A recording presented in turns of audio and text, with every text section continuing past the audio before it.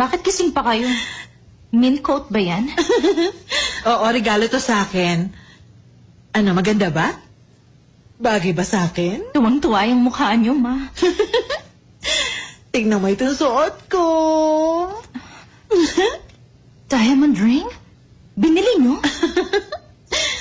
Paglagay ko sa kamay ko sa bulsa ng coat, nakita ko itong singsing. Bigay din yan sa inyo? Oo.